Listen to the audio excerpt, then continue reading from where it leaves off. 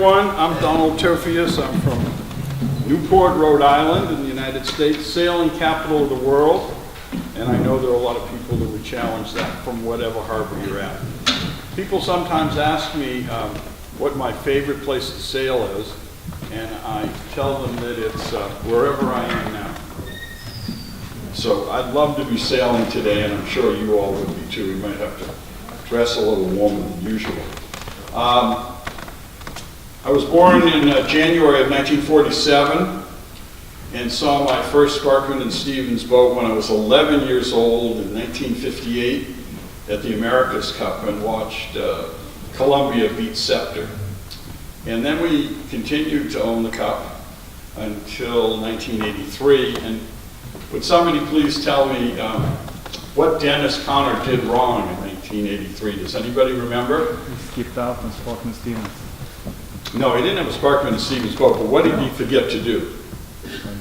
He forgot to block. He forgot to cover. If you're match racing, you cover going upwind and you cover going downwind, and Dennis forgot. So what I want to talk about today is the history of Sparkman and Stephens, and then give you some thoughts about what I want to do in the future, and then we have some very specific things for the people of Finland to do. So let me, I hope I'm not blocking that. Let's see if this works. I'm going to start with the ocean racers, and maybe everybody could stand up. Everybody stand up. And I'm going to show the slides. We'll get some exercise here, and then you tell me what boat we're looking at. We'll go through these pretty quickly, okay? Great. Oh, you're reading. You have to just say it right away. Meteor. Design number 7.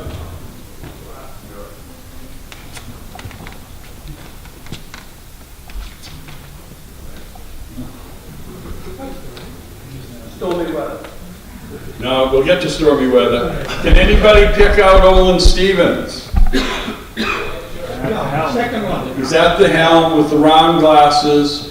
One of the future things we'd like to do with Sparkman and Stephens is start a clothing company with kind of baggy white shirts and baggy chinos. This was the crew that sailed across the Atlantic and then did the Fastnet and then came back. And this is really what started the Sparkman and Stephens business, because of course many of you know they started in 1929, just a few weeks before the start of the Depression. The stock market crashed. So about a year later, the father of Olin and Rod, Rod's the one with his fingers together like this, leaning forward with the long sleeve polo shirt. And father called up and said, "Boys, how are you doing?" And boys said, "Not too well." He said, "Do you have a big boat yet?" They said, "No, we don't have a big boat." And so he said, "Well, why don't you build one for me?" And that was Dore. Stormy weather, Rod and Olin both worked on this. And you should know that the original partnership was Drake Sparkman, a yacht broker, and Olin, and then a few years later they brought in Rod. Olin designed the hulls, Rod did everything from the deck up. And Olin always said stormy weather was a better boat.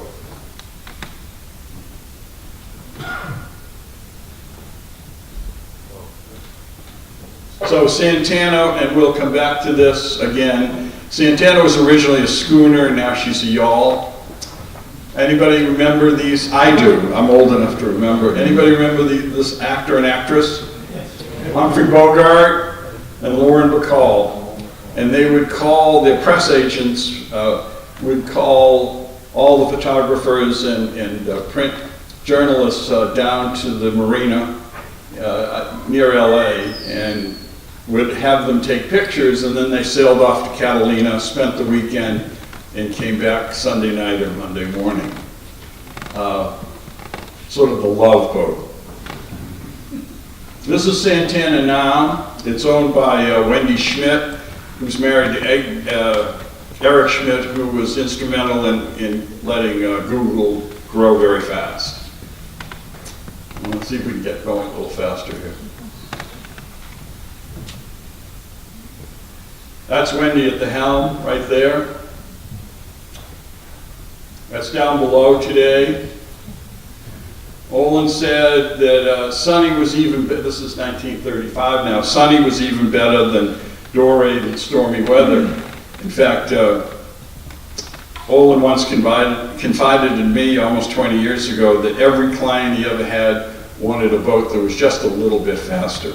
You can all sit now. I'll get you up again. I'll be the preacher. So we've got Sunny. Sunny's just been through a massive refit. They took the hog out of it.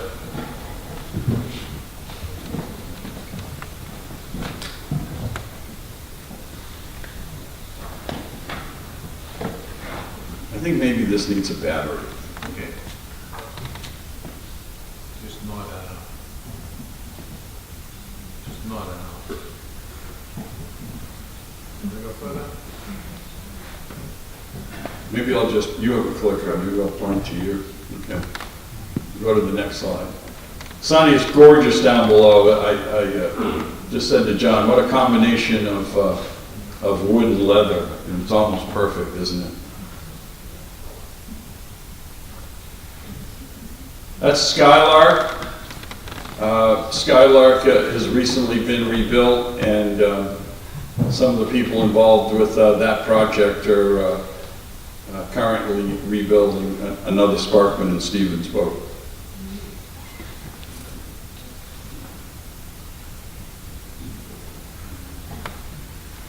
This is Beruna. Many of you know that Beruna is in Flensburg, Germany with Oliver Birking, and she's being rebuilt right now.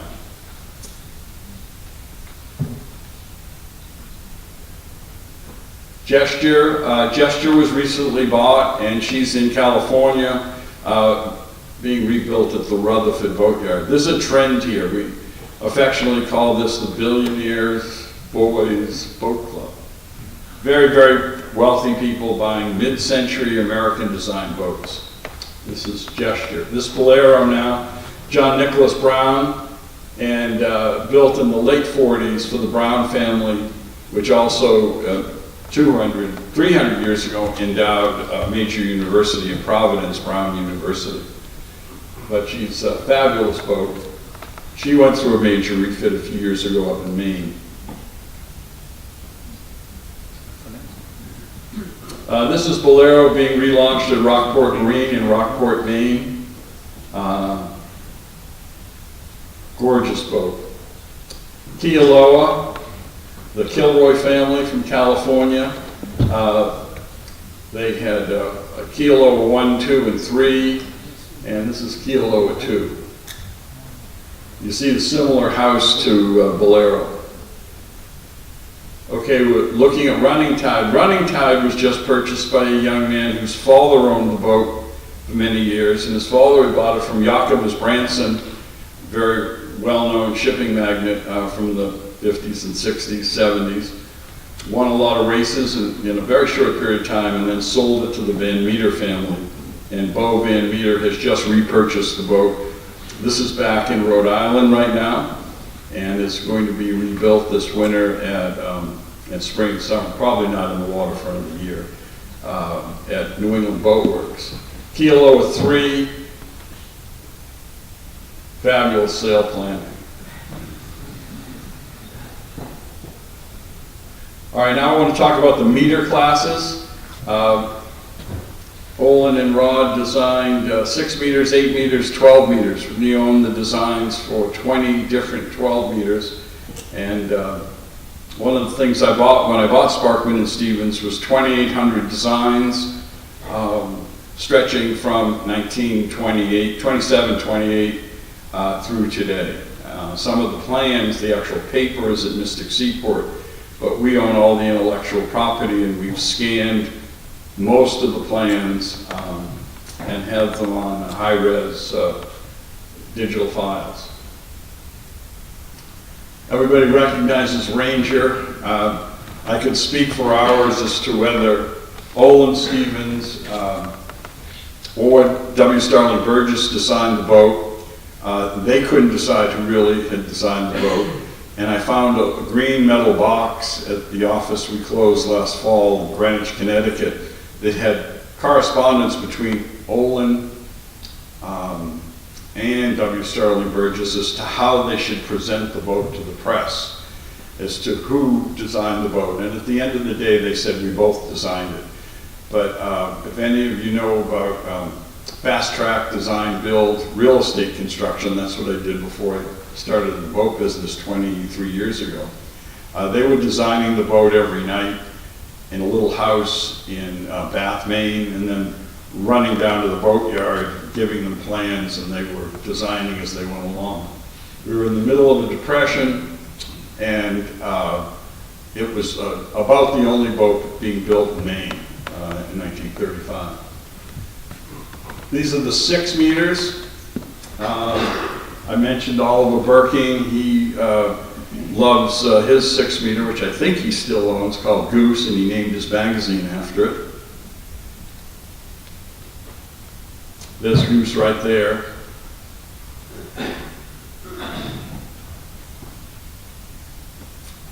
Iroquois. This is an 8 meter. These are the 12 meters racing in Newport. I might put a commercial in here in the middle. We have US 17 for sale, Weatherly, and we have US 21 American Eagle for sale. They're both in Newport. They're available for the 12 meter World Championships in July. If anybody wants to buy them, I have contracts, and we could set that right up. This is Vim. Where's the owner of Vim? Thank you very much. We would love you to bring your boat back to the United States and race. But she does look good. This is Intrepid.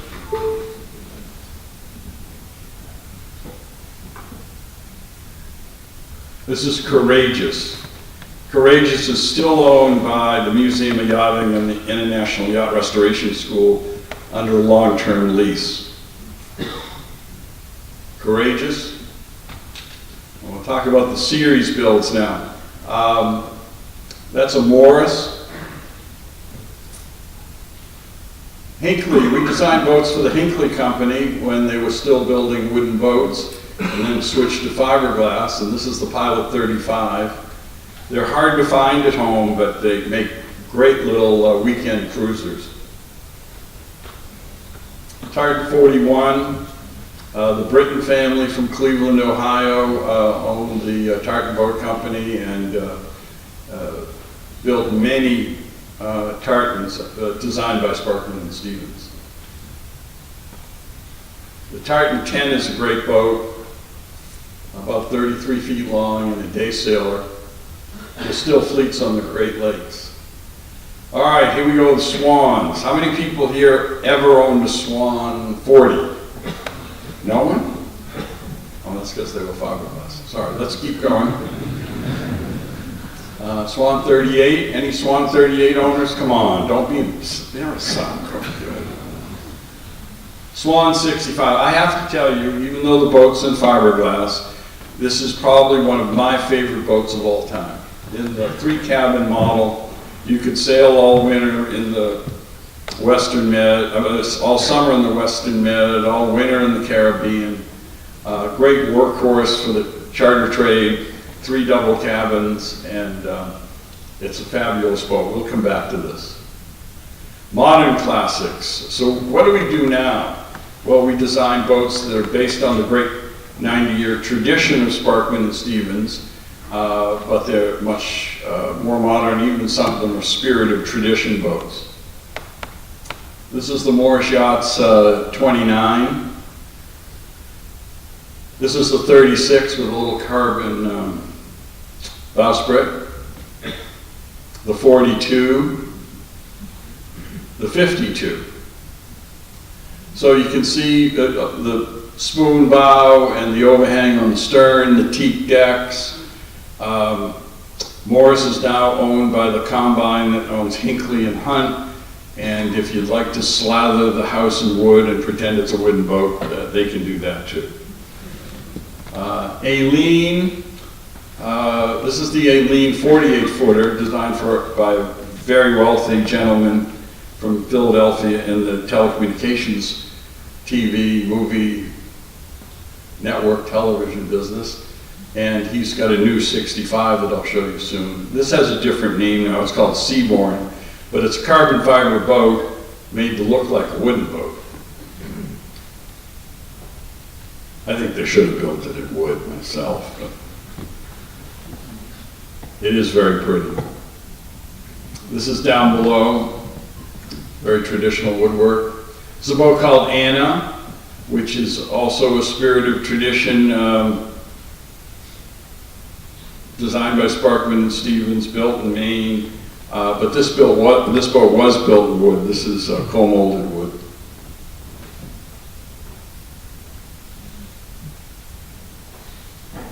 This is the new Aileen being launched in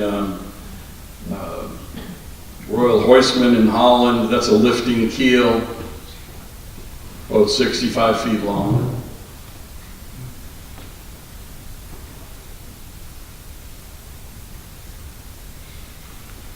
The future, this is why I'm here. Go ahead. I think this is the video, maybe. We live in a world of amazing machines that can do anything, take you anywhere, defy your imagination. But for many of us, something is missing. And we're left wondering, can machines have a soul, a heart, an integrity that goes beyond strength, and beauty that transcends technology? We know they can. We're Sparkman and Stephens, and we've conceived, designed, drawn, and built some of the fastest, most renowned, and innovative machines the world has ever seen. But never once do we sacrifice beauty at the altar of performance, compromise innovation for the sake of tradition, or concede sophistication to the gods of fashion. Because we believe you never would either. At Sparkman and Stephens, we live by one unbreakable principle. It's your heart that beats in every yacht we design.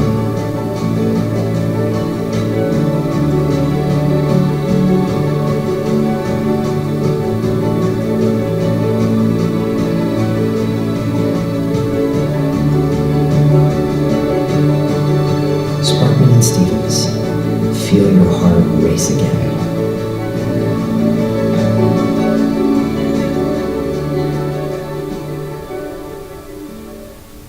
That was fun, wasn't it? Let's keep going. These are some of the new boats we've designed and have yet to build, meaning we haven't sold them yet. So this is our 38-foot center console aluminum speedboat with twin, well, we could put twin, I don't think we could do twin 700s, but we could do twin 400s or 350s.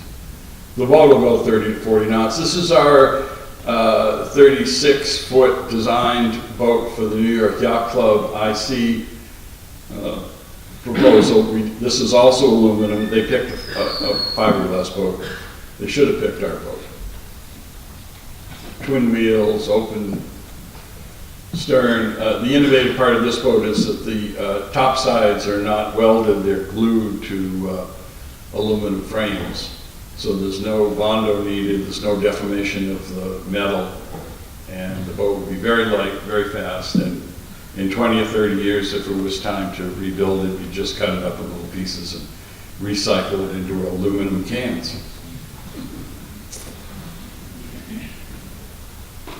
This is a boat we designed in 1947 called Dauntless, and we have a great tradition of designing powerboats, many of them in the late 40s and 50s, based on military boats we built in World War II, namely PT boats, and we'll come to that next slide.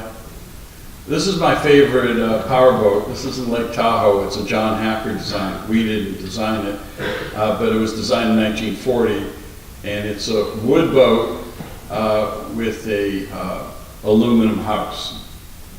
Next slide, please.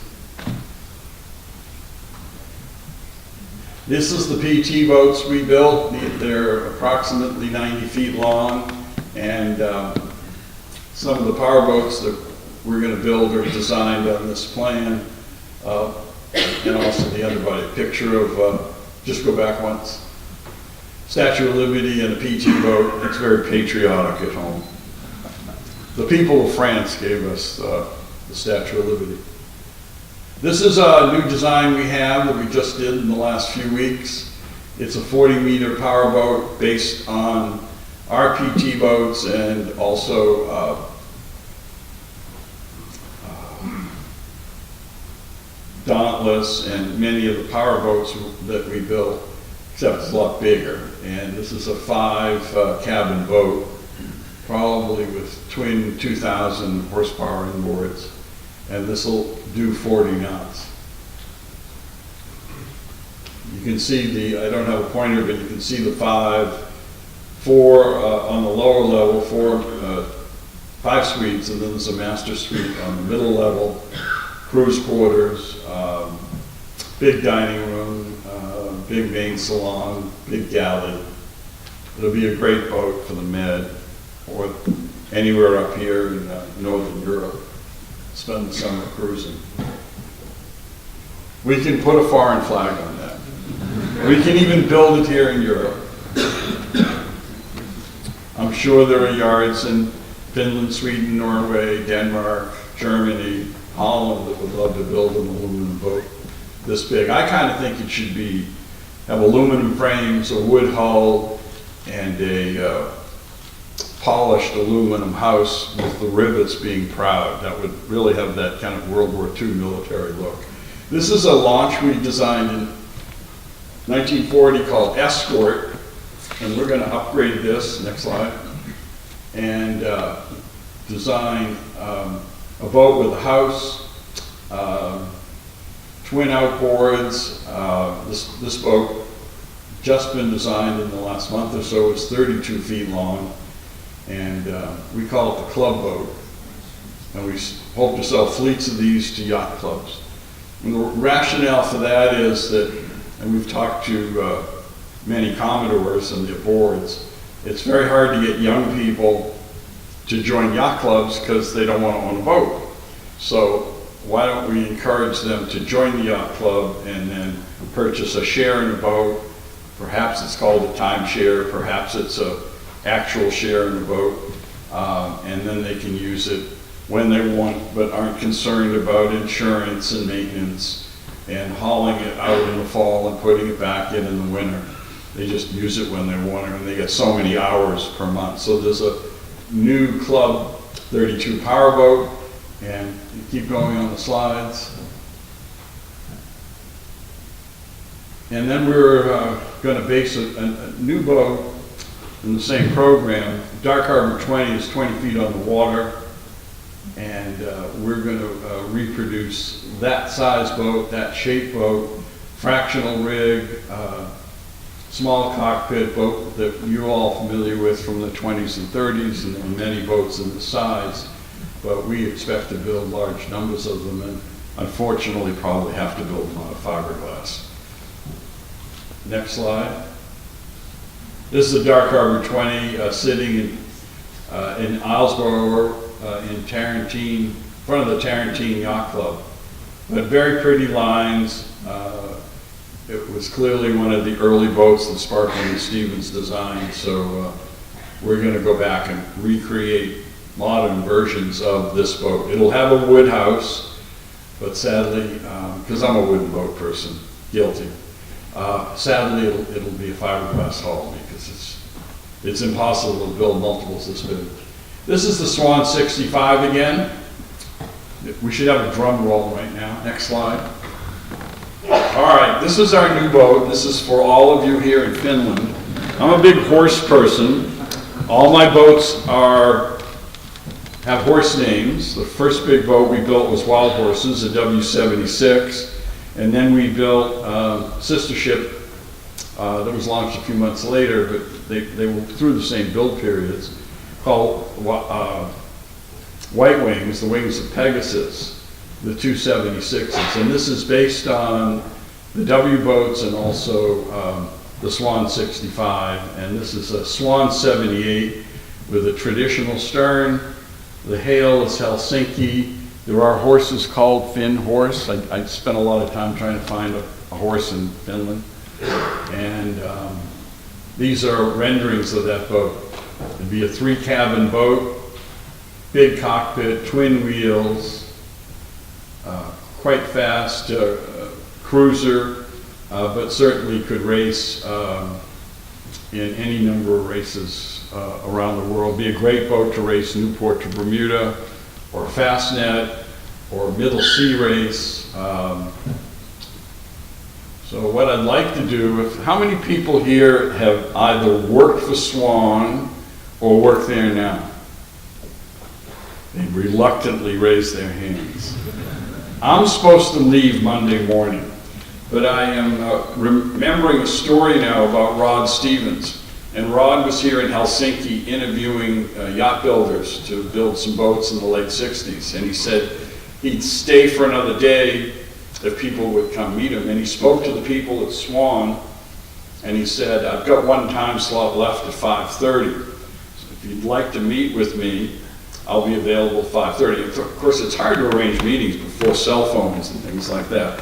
But the gentleman from Swan will hide his identity. He arrived at 5:25. And the rest is history from the late 60s through, I think, the late 70s, maybe almost 1980. There were quite a few, I'm led to believe as many as 800 Swans built. And we'd like to get back into business with the Swan Company and build boats here in Finland. These are the dimensions.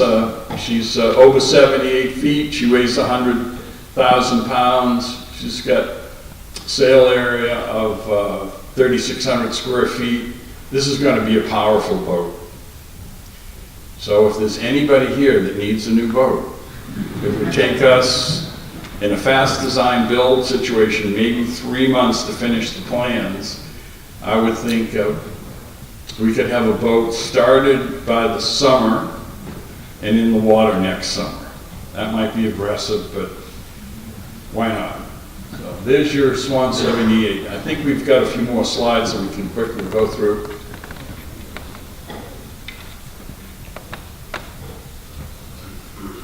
All right, this is a bone of contention. When we worked for Swan, Sparkman Stephens had a cove stripe. Looked like that. And because we were designing so many boats for Swan, we let them borrow our cove stripe. And those of you that are collectors of cove stripes visually will recognize the fact that that cove stripe has been on every Swan since the late 60s. Now, we're not going to go back and charge you for every boat, but we'd like the new boats to have the new profile, the same old cove stripe, and we won't charge you for the cove stripe, but we would like to charge you for the design of the boat. We also have, I started the W-Class Yacht Company 23 years ago, and those are all being managed and marketed by Sparkman and Stephens. We can quickly go through these slides. This is the W-76 Wild Horses. This is racing in the mouth of Narragansett Bay. This is racing in Antigua. People tell me when they see this slide that I should tack. And I tack just in time. This is in the Candy Store Cup Super Yacht Regatta in Newport, Rhode Island.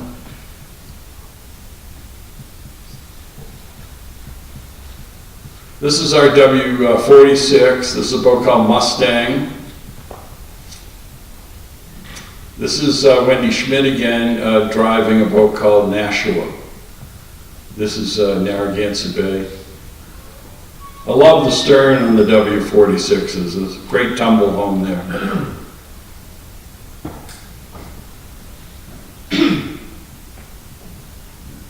This is our W-37 racehorse, huge cockpit, a crew of 5 to 8 people, really fun boat to sail. We only built one, and I'd love to build some more, but we got to sell this one first.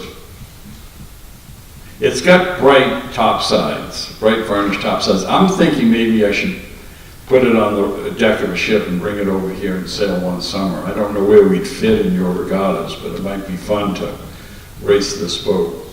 She's got a huge Code Zero and spinnaker off of that teak bowsprit. This is sailing in Bristol, Rhode Island. You notice the gaff rig at the top there. They didn't like how fast my boat was, and this used to be square top, and they said we couldn't race anymore with square tops. So I called Robbie Doyle at Doyle Sailmakers. I said, Robbie, what are we going to do? He said, look, Donald, my daughter owns one of my E33s, and we have the same problem. So we're going to make it a gaff boat. I said, you're going to make 2 gaff mains. So we took the original Doyle square top main, we cut off the top. That's an 8-foot black carbon tube. And then they got really mad at us, the people that do the ratings, and they penalized the gaff. So we haven't raced the boat in a couple of years. I'm done with them, the rule makers. This is sailing in Newport Harbor. That's Wild Horses with her old hood, Vectran sails, and in the foreground here is Racehorse. Racehorse again. This was an all-girls crew in Marblehead. This is co-ed in Newport. That's in Marblehead, the all-women's crew. These are our W-22s. This is our entry-level boat. We have 2 of those. We'd love to build fleets for yacht clubs.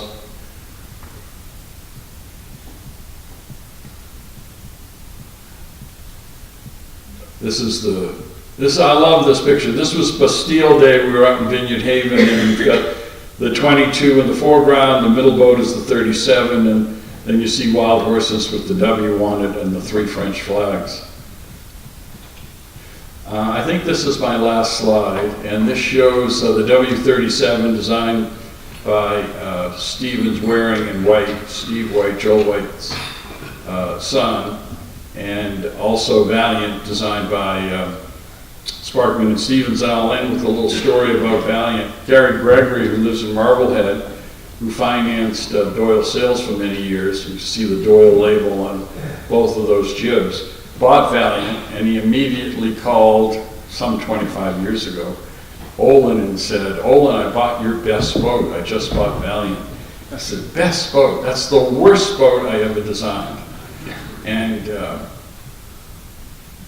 Gary said, well, what's wrong with Valiant? He says, it's just a terrible boat. Well, what should I do with it? He said, cut it up in little pieces and throw it away. It would make good firewood. Well, Gary wasn't done with the subject. He says, Olin, if it's so bad, I'm going to hire you to fix it. And then Olin, he wouldn't let go of it. He said, it's not worth fixing. Gary's had the boat for 20 years, has won numerous trophies in Europe, the Caribbean, also New England, and has won many Panerai watches when they were still sponsoring our regattas. And this is the 37-foot racehorse overtaking Valiant. Valiant's very heavy. I think that's my last slide, is it? Thank you so much. Thank you.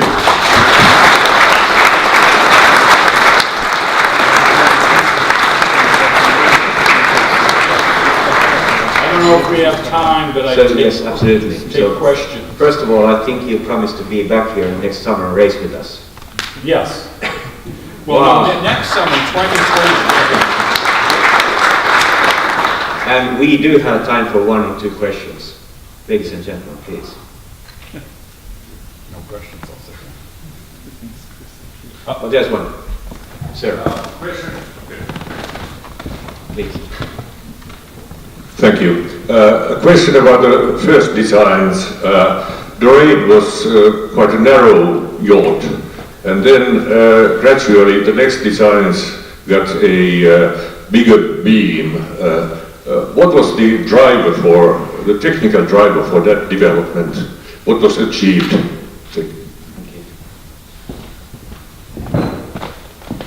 Well, I think if you look at the profile, length and width and waterline of Doré, she's really a meter boat, and then rigged as a yawl, and she was very, very tender. So the way you deal with tenderness is to make boats wider and put more weight on the keel. And so every boat subsequent to Doré was wider and the keel was heavier, and the boats were incrementally faster through the period of, say, the late 40s, Bolero, where the boats, Bolero has dimensions more similar to Wild Horses than it does to Doré. So it's how do you achieve stability in yacht design? Width and weight on the bottom of the keel. Thank you so much.